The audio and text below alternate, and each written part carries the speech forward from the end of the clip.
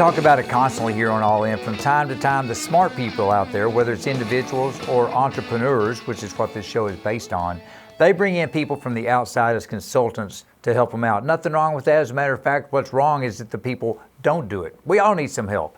And it's nice to learn from people that have seen just about everything, and they can certainly relate to what you may be going through and bring in some experiential knowledge of how they can assist, particularly when they have a company with a name like this. We're going to get into the name first. I have a pretty good idea where it came from, but I don't want to assume. We'll hear it straight from him. He is Mr. Brandon Powell. Check out this name, Lean on Him Consulting. Brandon Powell, welcome to All In. How are you today, sir?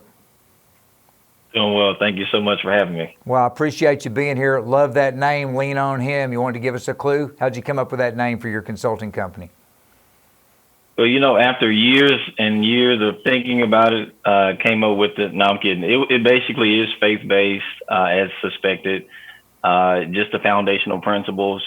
Not too in your face, but basically having those principles believed in and trying to treat the clients accordingly with compassion and servitude. There's nothing wrong on this show with having a faith-based company built on those principles. Trust me, we like that. We like that name a lot, Lean on Him.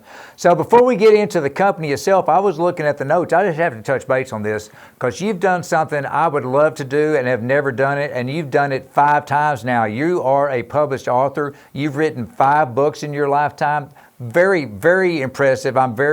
I'm envious that you've been able to pull that off. Just give me a hint. The last book you wrote, what's it about? What's the name of it? Well, it's called The Art of Business, Principles and Strategies for the Everyday Entrepreneur.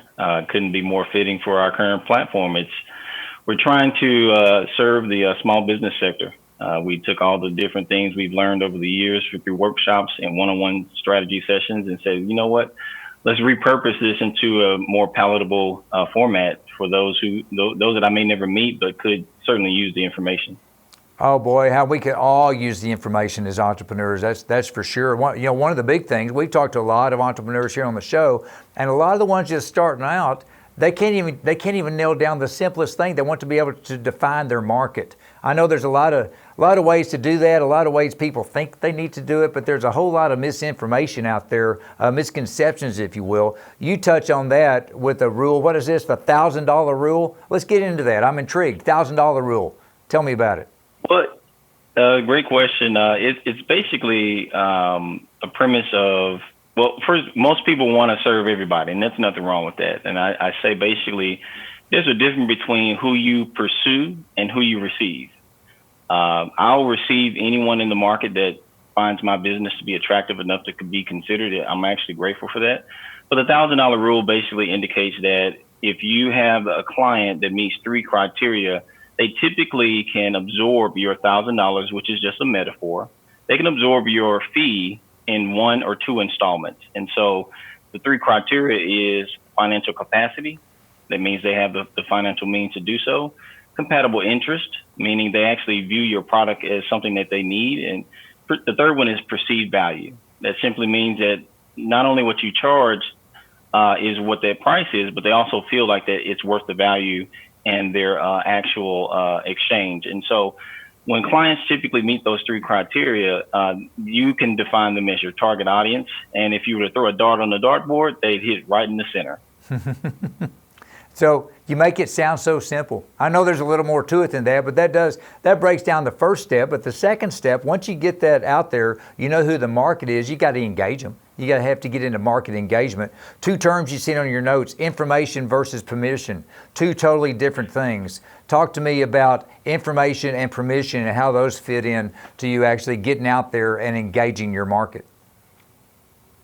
Another great question. I think what I found is with information versus permission, entrepreneurs, they dedicate a lot of time to their expertise and they've become really, really good at it. I mean, there's make no mistake. I may work with clients who are small business owners and I'm helping them with branding, but they're specialists too. And so that information side of things is what gives us a little bravado and a little confidence in the market.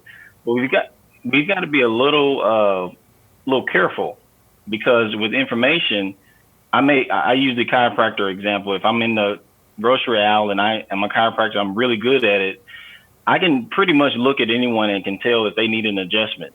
But if I go over to someone in aisle 7 and say, you know what, information says I know exactly where you're hurting, I know how to fix you.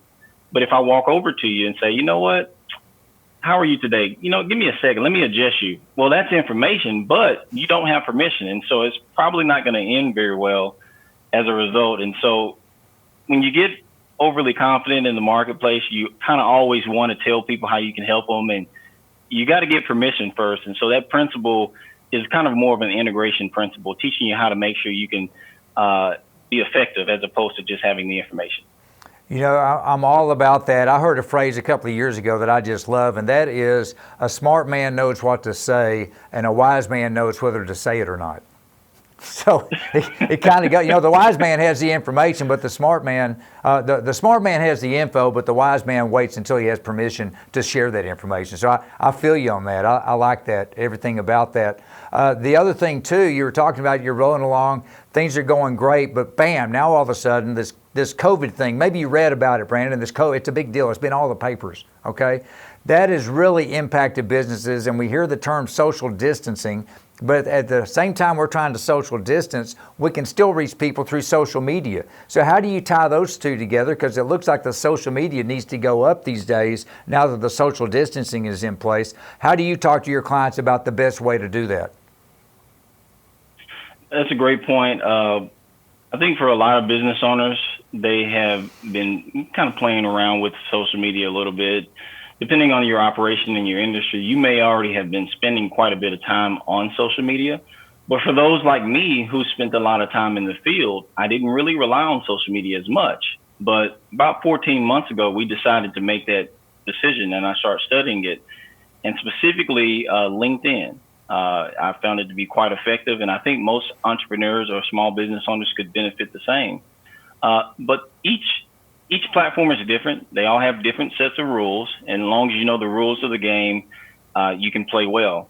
One of the things I'll point out about LinkedIn is that if you're gonna, well, I would say even with social media in general, if you're gonna spend time on there, there's 2 tiers that we talk about in our package. We say tier 1 is about inquiries and acquisitions, and so generally every business wants to get inquiries, and we certainly want acquisitions. And then that second tier, which is likes, comments, engagement, and possible influence in the marketplace. Both are important, but you see a lot of times people spend time on social media and they're looking for tier 2. And so that's one way to integrate and interact with social media. But if you're looking to create tier 1, which is the inquiries and acquisitions, it's a little bit different strategy. And again, each platform has different rules. And we kind of walk our clients through that process, which it can be fun, just like anything. When you don't know how to do something, it's not fun. But when you know how to do it, it is a little bit more enjoyable. Well, and for those of us who don't know how to do it, it's very enjoyable to know that Lean on Him Consulting is out there, because you know how to do it. I don't have to know how to do it. I just have to know to call you. That's the way I see it. Finally, as I was reviewing the notes, as I was reviewing your notes today, Brandon, this term jumped out on me, the burning house principle. I've got to get into this. I've got about a minute and a half left. Tell me about the burning house principle. Well, that's dealing with, I use a lot of humor with a lot of my concepts. So basically that's dealing with the idea of academic versus actionable teaching. Academic is the burning house principle connected to that. So if firefighters are going into a house and obviously it's burning, they're going to go inside that home and, try to put out the fire. But if that team goes in the house from an academic standpoint, you start noticing they set up chairs. Well, they're setting up chairs because they're going to do a workshop on how to put out fires. Well, it's the right information, but the wrong approach. And so for a lot of business owners, their house is burning. Their business needs help right now. And so we try to couple the actionable approach, which is learning while at the same time applying. We structure out a whole platform to make sure they're growing at the same time while they're learning. There you go, folks. That's what we're saying. You need a professional to help you out. A lot of stuff out there. Bring it on down. Lean on Him Consulting. Give them a shout. They're there to help you. Take care.